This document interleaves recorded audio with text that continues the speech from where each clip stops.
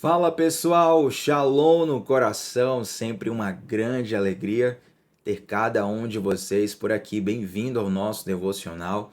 Estamos juntos sempre de segunda a sexta, às 7h30 da manhã, sempre começando o dia mergulhando na palavra de Deus. Eu quero ler com vocês hoje um texto que está em Gênesis capítulo 15, tá bom? Gênesis capítulo 15. Hoje nós vamos fazer aquela que eu considero a maior leitura desde que nós começamos o devocional. Às vezes eu faço o devocional baseado em alguma narrativa bíblica que é muito extensa e eu opto por não fazer a leitura para não se tornar cansativa. Porém, é muito importante que nós leiamos esse texto hoje. Senão você vai ficar, como diz aqui na Bahia, voando no sistema. Você vai ficar sem entender, mesmo que eu tente explicar, tá bom? Então nós vamos ler hoje Gênesis capítulo 15, dos versículos 1 a 17. Aliás, vamos aproveitar, são 21 versículos, né? Então vamos ler do 1 ao 21. Sim, eu sei, eu considero que é sim uma leitura grande, mas eu peço a sua atenção para que você entenda o que nós vamos ler. Depois eu vou mastigar isso aqui para você compreender com facilidade o contexto. E por que que hoje, Tiago, nós temos que ler? Porque existem significados simbólicos profundos nessa narrativa. Então eu preciso que você leia para que quando eu traga a tradução desses símbolos, o significado desses símbolos, isso possa ser ministrado com mais clareza para o teu coração, tá bom? Então, antes de começarmos a leitura, por gentileza, deixa um like nesse vídeo. O seu like é muito importante para que a nossa transmissão alcance e abençoe outras pessoas aqui ao redor do YouTube. Te convido também a se inscrever no canal, ativar o sininho das notificações e permanecer conosco de segunda a sexta, sempre começando o dia às 7h30 da manhã, sempre começando o dia mergulhando na palavra de Deus. Gênesis capítulo 15, estão preparados aí? Apertem os cintos. Vamos para a maior leitura do nosso devocional, 21 versículos, mas já deu certo em nome de Jesus. Versículo 1. Depois dessas coisas, o Senhor falou a Abrão numa visão. Não tenha medo, Abrão. Eu sou o seu escudo e grande será a sua recompensa. Mas Abrão perguntou: Ó soberano Senhor, que me darás se continuo sem filhos e o herdeiro de que possuo é Eliezer de Damasco? E acrescentou: Tu não me deste filho algum. Um servo da minha casa será o meu herdeiro. Então o Senhor deu-lhe a seguinte resposta: O seu herdeiro não será esse. Um filho gerado por você mesmo será o seu herdeiro. E levando-o para fora da tenda, disse-lhe: Olhe para o céu e conte as estrelas, se é que pode contá-las. E prosseguiu: Assim será a sua descendência. E Abrão creu no Senhor, e isso lhe foi creditado como justiça. Disse-lhe ainda: Eu sou o Senhor, que o tirei de Ur dos Caldeus, para dar-lhe esta terra como herança. E perguntou-lhe Abrão: Ó soberano Senhor, como posso saber que tomarei posse dela?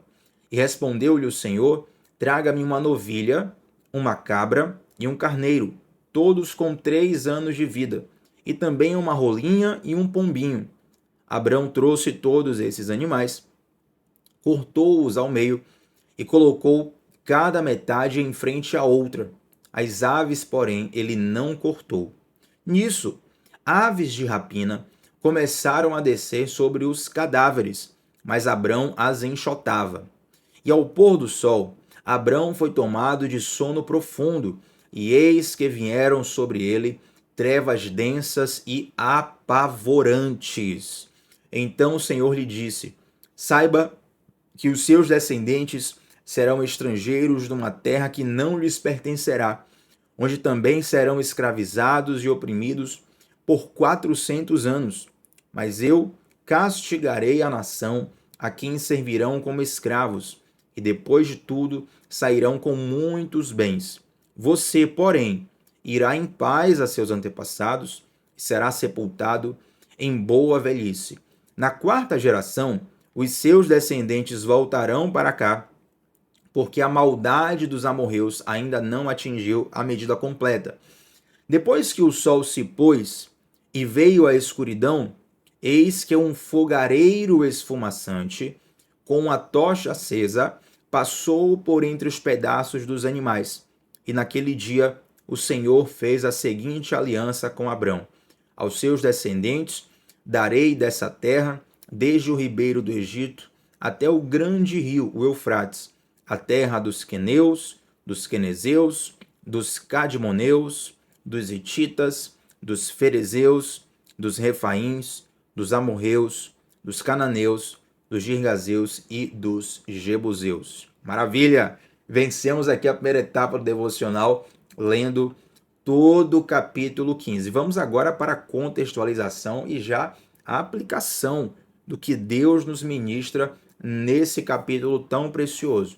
Note que ele começa com o Senhor falando para Abraão, o Senhor vem para Abraão conversar com ele e relembra para Abraão as promessas que Deus havia feito anteriormente. É interessante como relembrar as promessas de Deus encoraja o nosso coração, nos fortalece nos dias mais difíceis da nossa vida. Porém, quando Deus relembra para Abraão a promessa dele, olha o que Deus fala: não temas, eu sou o seu escudo, grande será a sua recompensa. Já imaginou Deus se materializar e falar isso para você? Uma coisa maravilhosa, uma experiência fora da curva. Só que Abraão, ele estava profundamente abatido. Ele faz uma pergunta para Deus, fala assim: Senhor, como é que eu vou ter um herdeiro se eu não tenho filho, não posso ter filho, a minha esposa é estéril? Será porventura que o herdeiro vai ser o meu servo Eliezer? E aí Deus fala o seguinte: não, Abraão, a tua descendência ela vai ser de Sara. O teu filho vai ser um filho gerado do ventre de Sara. Não vai precisar deixar tudo para o teu servo. Deus, ele relembra a promessa, encoraja Abraão, passa detalhes da promessa, e o Senhor ele traz uma lição muito pedagógica, que é interessante essa parte em que Deus chama Abraão para fora da tenda e fala assim: Abraão, olhe para as estrelas do céu e tente contar as estrelas. Gente, é impossível contar as estrelas a olho nu. Primeiro que nós não enxergamos todas as estrelas. E até aquelas que nós enxergamos vai além da nossa conta. Então quando Deus fala assim, ó, olhe para as estrelas do céu, olhe para a areia do mar, são expressões que remetem a um exagero. É óbvio, Abraão não começou a tentar contar lá 1, 2, 3, 4. Não. Abraão, através daquela palavra de Deus, ele já sabia o que o Senhor queria falar. A ideia é de que uma posteridade incontável, uma posteridade muito numerosa, seria dado como descendência para Abraão. E olha que interessante aqui, gente. Abra o seu coração, receba isso da parte de Deus. Versículo 6. Abraão creu no Senhor e isso lhe foi creditado como justiça. Toda vez que você crê no Senhor, crê nas promessas de Deus e permanece fiel ao que Deus lhe chamou, isso é creditado para você como justiça no mundo espiritual. Da mesma forma como você pode receber um crédito bancário, por exemplo, né, o cartão, o que é o cartão de crédito que um banco, que uma instituição financeira te dá? Está te dando ali um crédito de confiança, um valor de confiança que você vai gastar antes de ter aquele valor. Então você tem um cartão de crédito cujo limite é R$ 2.000, você pode gastar aquele 2.000 e só depois fazer o pagamento, seja à vista ou parcelado, para o seu conforto. Dessa mesma forma, quando Abraão creu no Senhor, foi aberto um crédito no céu para Abraão. Quando você permanece fiel às promessas do Senhor, quando você acredita nas promessas do Senhor, quando você confia nas palavras que Deus te deu, isso é creditado para a sua vida no mundo espiritual. Não duvide, creia, porque as promessas do Senhor permanecem de pé para você. Note que até para o pai da fé, o cenário da promessa parecia muito difícil. Por que para mim e para você vai ser fácil? A vida ela é difícil, mas Deus está conosco em todos os dias. Amém? Então, diante dessa revelação que começa aqui no início do capítulo, Deus ele faz uma aliança com Abraão. Observe a pergunta que Abraão faz para Deus no versículo 8, gente. Olha só. Ó soberano Senhor, como posso saber... Perdoem. Pior que eu... Pega só um pouquinho de água aqui, gente. Ó soberano Senhor, como posso saber que tomarei posse dela, tomarei posse dessa terra? Só para molhar um pouquinho a garganta. Abraão faz essa pergunta a Deus. E aí, a partir do versículo 9, do versículo 9 até o versículo, deixa eu ver aqui, do versículo 9 até o 12, parece que há ali uma espécie de ritual. Deus manda que Abraão pegue alguns animais, sacrifique esses animais, parta-os ao meio, coloque a metade de um lado e a metade de outro lado. O que é que está acontecendo aqui, gente? Esse era o costume antigo, era a forma contratual da antiguidade, pela qual um rei fazia um acordo com outro rei. Você deve ter estudado e deve ter se lembrado muito bem, né? Desde a escola, desde o ensino fundamental, o ensino médio, a relação de suzerania e vassalagem. Tiago, você está falando difícil, não sei o que é isso. O suzerano é um rei que tem autoridade sobre um rei que é vassalo. Suzerania e vassalagem. O suzerano tem autoridade sobre o vassalo. Normalmente, o rei que é suzerano, o rei que tem a soberania sobre o vassalo, ele cobra desse vassalo um determinado tipo de fidelidade. Uma fidelidade por parte dos impostos. Olha, você vai me pagar todo ano X valor de imposto. Você vai me pagar todo ano X% da sua produção. Você vai me dar todo ano tantos por cento de tal material. E aí o suzerano pede isso para o vassalo, em troca ele oferece proteção. Então é como se eu falasse o seguinte: olha, eu vou cobrar de você impostos, mas se alguém vier guerrear contra você, eu vou te proteger. Eu vou disponibilizar o meu exército, a minha força, a minha guarda para manter você protegido, para manter você em vida. Então o vassalo normalmente aceitava esse acordo porque ele não tinha um exército forte, ele não tinha um exército poderoso. Então ele pagava impostos e aí recebia a proteção do rei que é suzerano. Esses acordos eram contratualmente feitos nessa exata forma que está escrito aqui. Então hoje, se eu quiser fazer um acordo, um contrato com você, qual é o nosso costume? Nós redigimos o contrato no papel, assinamos as folhas do contrato, a gente vai num cartório, reconhece firma, faz todo o trâmite jurídico que a lei brasileira pede para que esse acordo seja firmado e, caso necessário, você possa cobrar o cumprimento desse acordo na justiça. Então, naquele tempo, não havia caneta, não havia papel, a forma contratual era outra, era exatamente essa que está aqui, dos versículos 9 até o versículo 12. Eles pegavam animais, partiam os animais no meio, colocavam a parte dos animais de um lado, outra parte dos animais do outro, e aí os dois reis, eles passavam pelo meio desse corredor. Isso era uma forma de dizer o seguinte: caso algum de nós quebre esse contrato, da mesma forma que esses animais foram partidos ao meio e foram mortos, que aconteça também com aquele que quebrar o contrato. Você entende agora por que Deus pediu para fazer isso? Deus estava fazendo ali um acordo contratual, uma aliança com Abraão. Agora olha que interessante. O versículo 11 diz que algumas aves de rapina começaram a descer ali e querer se alimentar daqueles animais. Afinal de contas, Abraão tinha feito o que Deus pediu, fez ali todo o processo contratual, matou os animais, sacrificou os animais, partiu-os ao meio, preparou ali o corredor para que ambos passassem juntos. E Deus, me dá a impressão no texto, que Deus demorou um pouco, que Abraão ficou esperando.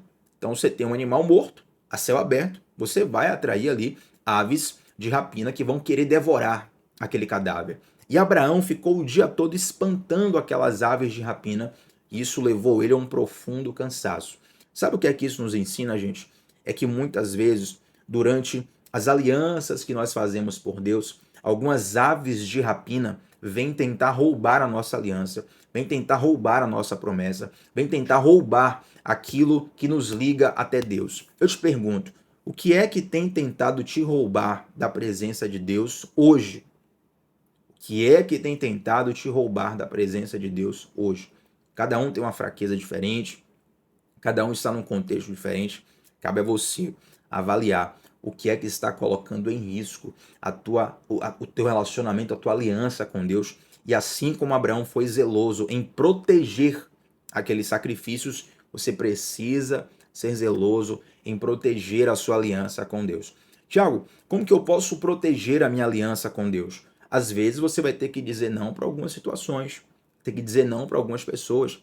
Você vai ter que ter sabedoria para entrar e sair de determinados lugares. Você vai ter que ter uma força espiritual, que é o Espírito Santo que dá, para ter resistência a determinados níveis de tentações. E nisso você vai guardando o teu relacionamento com Deus. E aí a Bíblia fala, gente, que Abraão ele foi tomado de um sono profundo, versículo 12, e sobre ele vieram trevas densas e apavorantes. Observe, preste bastante atenção nesse detalhe. Versículo 12, sobre Abraão, vem trevas densas e apavorantes. A partir do versículo 13, Deus começa a falar com Abraão. Às vezes, nos dias de maiores trevas, o maior medo que nós temos é ali onde Deus fala conosco. Sabia disso? É muito comum que Deus fale com você. É claro que Deus fala em diversas situações, mas às vezes nós não percebemos como nos piores momentos, nos piores dias, são as horas onde Deus fala as coisas mais profundas conosco. No momento onde as trevas densas, trevas muito escuras e apavorantes, não sei se, provavelmente, para dizer que as trevas eram apavorantes, provavelmente Abraão teve medo, né? Ele ficou ali meio incerto do que estava acontecendo. Então, o medo veio sobre o coração de Abraão, mas naquele momento Deus começou a falar com Abraão. Talvez você esteja aqui me ouvindo agora passando por um vale da sombra da morte, passando por uma situação difícil, passando por um momento crítico da sua jornada. E eu estou aqui para te dizer que mesmo nos piores dias, Deus continua falando conosco e trazendo a sua aliança para nos relembrar. E aí, gente, Deus começa a falar toda a sua aliança, todo o seu acordo contratual com Abraão. Observe que a partir do versículo 13, Deus fala o seguinte, ó: saiba que os seus descendentes serão estrangeiros numa terra que não lhes pertencerá, onde também serão escravizados e oprimidos por 400 anos. Muito antes. Nesse momento aqui, a gente está falando de Abraão, tá? Isaac nem tinha nascido. Primeiro vem Abraão, depois vem Isaac. Depois de muito tempo, Isaac vai ter Jacó. Depois Jacó vai ter os 12 filhos. Dos 12 filhos aí tem José, que vai lá para o Egito. Depois toda a família vai para o Egito. Depois José morre. O povo de Israel começa a se tornar escravo no Egito. Eles passam cerca de 400 anos lá. E olha, com muito tempo antes, Deus já havia falado com Abraão que isso aconteceria. Ou seja, não houve um plano B da parte de Deus. O Senhor Deus já estava prevendo tudo isso. Ele está dizendo a Abraão, coisas ruins irão acontecer, mas continue confiando em mim, porque eu tenho o controle de todas as coisas. Você consegue crer nisso? Deus está falando para você nesse momento, coisas ruins poderão acontecer, mas eu permaneço no controle de todas as coisas. E Deus começa a falar o que acontecerá com o povo dele. É interessante, porque ele fala assim, ó, cadê a parte dos amorreus? Aqui, ó, versículo 16. Na quarta geração, os seus descendentes voltarão para cá, porque a maldade dos amorreus ainda não atingiu a medida completa. Observe que no mundo espiritual existe uma medida dos nossos atos. Uma coisa que eu vejo muita gente se distrair é o seguinte, preste bastante atenção aqui, bastante atenção. Na maioria das vezes, tem uma ou outra exceção. Na maioria das vezes, a consequência pelo pecado que nós cometemos, ela não é imediata. Você comete um pecado, comete um erro, e nada acontece com você. Isso dá a falsa impressão de que, na verdade, o pecado não é tão ruim assim. Aí você continua cometendo. Gente, uma hora a conta chega para todo mundo. Não tem jeito. Uma hora a conta chega para todo mundo. Então observe que Deus, ele está falando ali que existe um povo naquela terra, os amorreus. Já estavam pecando contra o Senhor, mas a maldade deles não tinha atingido a medida completa. Então, quando o povo de Israel sai lá do Egito e volta para Canaã, ele entra em Canaã e começa a destruir os povos que ali estavam. E essa era uma forma de Deus emitir juízo sobre aqueles povos. Só esse parêntese bem interessante para você compreender. Inclusive, eu quero em Deus, eu não sei se eu vou fazer isso amanhã, se eu vou fazer depois, tá? Não posso prometer aqui. Mas eu quero ter um tempo aqui para mostrar para você, estudando historicamente, biblicamente, teologicamente, sobre como aquela terra, a terra prometida de Israel, quando Israel fala assim, a terra prometida, você lê o texto bíblico, você vê que Israel entra numa terra e guerreia contra os povos que ali estão. Então, Tiago, Israel invadiu, Israel tomou posse, então, injustamente de uma terra? Não. Eu consigo te provar, é muito simples, estudando a teologia e a história, é muito simples entender que aquelas terras já pertenciam a Abraão, pertenciam a Isaac, pertenciam a Jacó. O que acontece é que o povo de Israel, ele passa um bom tempo no Egito, muitos anos, 400 anos, como o próprio Deus já estava prevendo aqui, e depois, quando eles voltam, você deixa uma terra 400 anos vazia, os povos vão habitando ali, mas aquelas terras sempre pertenceram ao povo de Israel. Essa é uma questão, inclusive, que desperta até hoje, é razão hoje até de conflitos bélicos, inclusive enquanto nós estamos transmitindo esse devocional, tem uma guerra acontecendo no Oriente Médio, cujo o foco é justamente esse. Né? São dois povos dizendo, essa terra é minha. Um fala, essa terra é minha, o outro fala, essa terra é minha. E aí, o que é que a Bíblia tem a dizer por isso, sobre isso? É um tempo diferente que eu preciso ter com vocês, um outro devocional, para nós estudarmos com calma. Eu consigo te mostrar na Bíblia, na teologia e na história sobre como aquela terra pertence a Israel, tá bom? E aí, fechando aqui, gente, observe que, versículo 17, olha o que diz. Depois que o sol se pôs e veio a escuridão, eis que um fogareiro esfumaçante, com uma tocha acesa, passou por entre os pedaços dos animais. Bastante atenção aqui, vou repetir para você. Eu preciso que enquanto eu leia, você imagine a cena na sua mente. Versículo 17. Depois que o sol se pôs e veio a escuridão, eis que um fogareiro esfumaçante, com uma tocha, passou por entre os pedaços dos animais. Gente, olha a cena aqui. Abraão ficou cansado, dormiu. Quando ele acordou, tinha uma imagem de um fogo, provavelmente uma forma de Deus se materializar ali, um fogo com uma tocha acesa que passa sozinho naquele corredor de animais que Abraão havia construído. Lembra que Deus pediu para poder sacrificar alguns animais? Colocava metade de um lado, metade do outro. Eu já expliquei aqui que essa era uma forma contratual de se fazer um acordo naquela época. Se você chegou depois do devocional, depois volta ali do início, que eu te expliquei como ocorria isso naquele tempo. Então, quando se fazia esse corredor, os dois reis passavam juntos ao mesmo tempo. Era uma forma de dizer que isso aconteça com quem quebrar o contrato. Por que Deus passa sozinho, então, por essa aliança? Porque observe, olha o amor de Deus manifestado nisso. A partir do momento que Deus passa sozinho por esse corredor, ele está se colocando como a própria garantia do acordo que foi feito. Quando Deus passa sozinho por esse corredor, ele está se colocando como a própria garantia do acordo que foi feito. Então, mesmo que Abraão quebrasse o contrato, Deus se coloca como garantia. Aí eu te pergunto, será que o povo de Deus quebrou o contrato com Deus? Diversas e diversas e diversas e diversas vezes. Mas existe um Deus que é tão amoroso, aleluia, que um dia ele entregou o seu próprio filho na cruz para derramar o sangue dele, para pagar a multa pelo contrato, para pagar o preço do pecado, para pagar pela nossa liberdade, pelo fim da condenação. Porque mesmo que nós sejamos infiéis, ele permanece fiel para conosco. Deus foi tão amoroso que ele faz um acordo onde ele se coloca como garantia, porque ele sabia que o homem falharia. Ele sabia que o homem erraria. Ele sabia que o homem pecaria. Mas ele já se coloca aqui, ó, se você pecar, eu tenho um plano para poder tirar você do poder do pecado, do peso do pecado e trazer de volta você para essa aliança na qual eu me coloco como garantia. Quantas e quantas vezes Satanás te lembra do seu pecado para te acusar, para colocar peso no seu coração. Ele te lembra do teu passado e você olha para você e pensa assim, olha, não tem mais jeito para mim porque eu falhei, porque eu pequei.